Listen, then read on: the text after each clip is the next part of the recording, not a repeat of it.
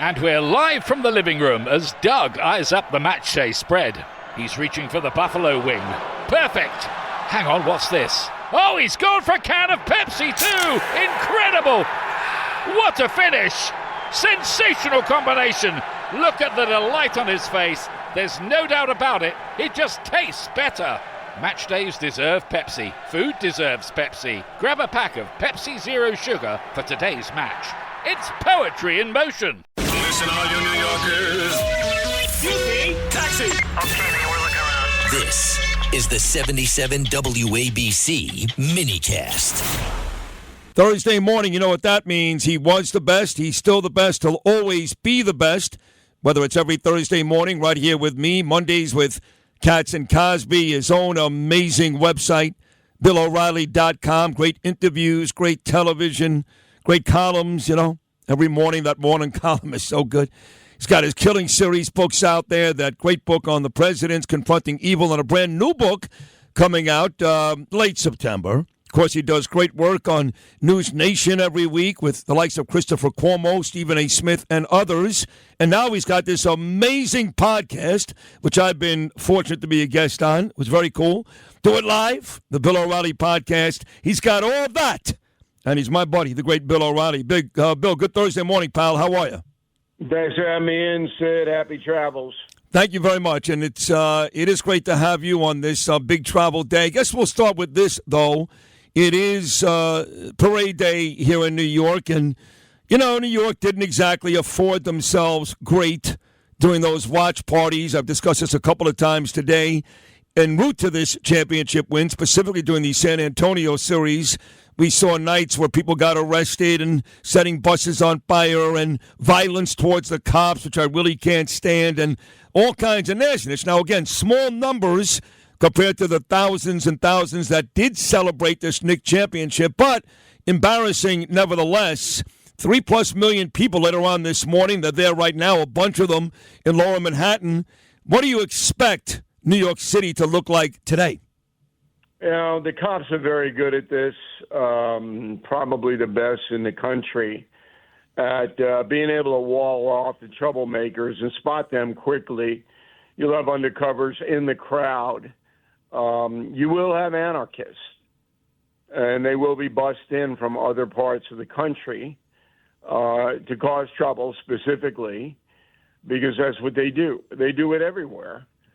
So I expect that NYPD knows that and is going to flood the zone with plainclothes people, and they'll pluck them out of there very quickly when they start to break the law. And my instinct tells me there'll be a few incidents, but it'll come off pretty well. I hope so. I think you're right, too, and it should. I mean, look, I hate to start with the negativity. I've done it a couple of times already today, but the truth is this is a great day for real New York sports fans. And, Bill, I've seen you many times right downstairs at Madison Square Garden at Knick games, and so many great Knick fans, friends of mine. Corey Zelnick, a friend of both the bars, he's there every night for the past 20 years. He's there in November when it's freezing and the Knicks can't win a ball game. So to see this championship actually play out, first time in 53 years, and the first parade ever, too, for the Knicks. Don't forget, the first two, John Lindsay, did not have a parade. So this is the third Knick championship, but their first ever ticker tape parade down the Canyon of Heroes. This really is a great day for New York City, yes? Yeah. And it reinforces the power of New York and the passion of the city. Highest rated television broadcast of the NBA, I believe, in history. And there's no downside other than outside people trying to come in and get attention. That's the only downside to this. Because the city came together to root for the Knicks, and that's great for everybody. A morale booster in a time when we need morale. Yeah, we need good things to happen, because there's an awful lot of bad things happening in the world. There really is, and that will turn our attention, Bill, to, I guess tomorrow we could expect the details about this Iran deal. You know, look, I'm a fervent Trump supporter. Call me a sycophant. Call me whatever you want. It's all true. I love the guy. I adore the guy. And, he's done more for Israel than any other president. Truman is a very, very distant second. Very distant, okay? And he's done more for this country, most importantly, than any other president, in my estimation. And, of course, you're the expert on presidents, but I love the guy. And I got to wait to see tomorrow what's in the details, because I was quick to criticize what I've seen the last couple of days. And maybe just got to give President Trump, have some faith in him and see what's in the details, because it seems like most people, even Trump supporters like me, are quick to say what they've seen. What they've seen so far doesn't look great. What do you think? Well, it's not a good deal for Israel. I mean, that's not going to change. But what if somebody says to you, well, that may be true, but President Trump, while he has been great to Israel and him and Bibi have had a good relationship, I'm not sure it's so good today, that he's the president of the United States of America, not Israel.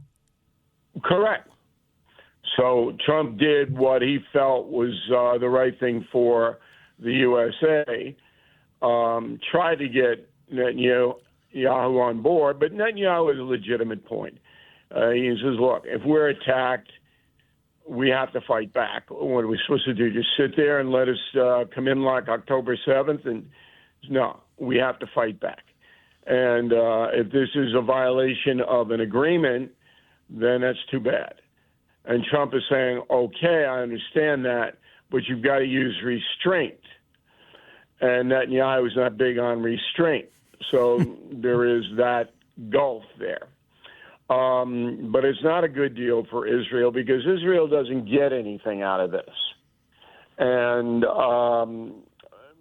Trump is not making a deal on behalf of Israel. He's trying to, A, save his administration, and B, he believes that having a good relationship with Iran by dangling all this money in front of them is better for the world, that they'll obey the treaty, if you want to call it a treaty or whatever, because they want to get paid.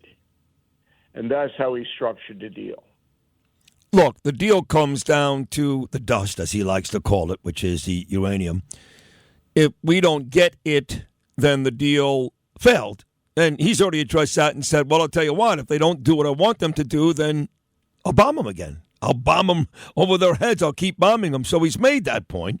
He's been straight up about that. The question is, and I think it's a fair question, how do we get the dust? I mean, do we really expect Iran to turn it over because they say they will? I mean, come on. Or are we ready, willing, and prepared to send our people in there to get it? So that's been my main question. Not that I don't have faith in President Trump. He deserves it, right? He's been a great president. I love him. But if this really comes down to the dust, the uranium, their ability to make nuclear weapons, well, how are we getting it? That's my question.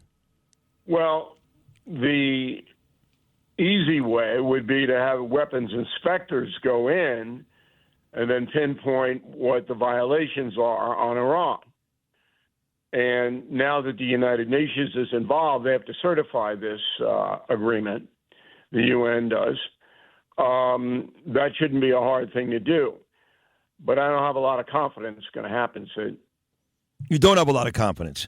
No, I don't. So then what do you think happens? He got 60 days, President Trump, to iron out the details. And I think at the end of 60 days, you'll have another 60 days. So we're just going to keep... I don't think the mullahs are ever going to cooperate. Oh, I don't either. In fact, that's a guarantee. So then you're looking at one or two choices here. Either you go in and take it, which I think we should have done that anyway, or we're right back to where we were, which is bombing them again. Yeah, bombing is the more likely scenario because American people don't want American ground troops there. And that's understandable because there'd be resistance and there'd be a fairly high casualty count. So bombing But they need Israeli intelligence, they being the United States, to say, you got to hit here, here, here. Because Mossad is really the primary driver of information coming out of Iran, not the American CIA. We have a presence through the Swiss embassy, but Mossad is much more involved in figuring out where stuff is. But I have to say, I'm an honest man, you know that. This isn't the greatest deal Donald Trump has ever made.